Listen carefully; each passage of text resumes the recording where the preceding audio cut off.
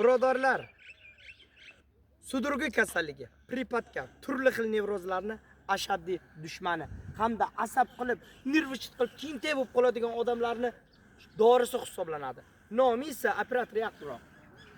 Chirtopolux o'simligi hisoblanadi do'stlar. Mana shundoqqina. Qarang, yaxshilab ochilgan gullaridan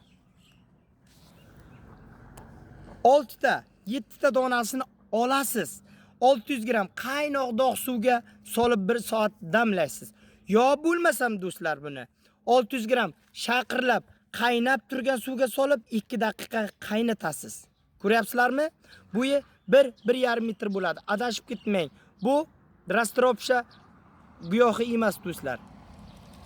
Qarabsizki, yosh kattalar 200 gramdan 3 mahal och qoringa, yosh bolalar esa 600 gramni 2 kun, 3 kun, ya'ni 50 gram, 100 gramni bo'lib iste'mol qilishlari mumkin.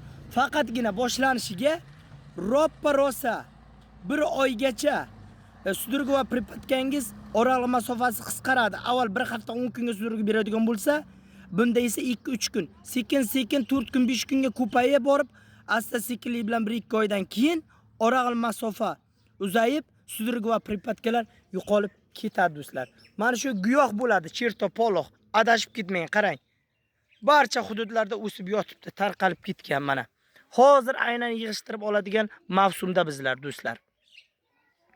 Qarabsizki, 5-6 oy bu narsani damlab iste'mol qilib yursangiz, xudo xolasi yuqorida aytgan barcha kasalliklarimdan qutulib ketasiz inshaalloh. Agarda shunday yuqorida aytgan kasalligim bor bemor, og'ayni, qarindoshlaringiz, yaqinlaringiz bo'lsa, video roligimni manfaatli bo'lishi uchun ularga jo'natib qo'ying. Like bosing, repost qiling. Xullas sog' salomat bo'ling. Allohga omonatsiz xayr. O'zingiz va yaqinlaringizni asrang do'stlar.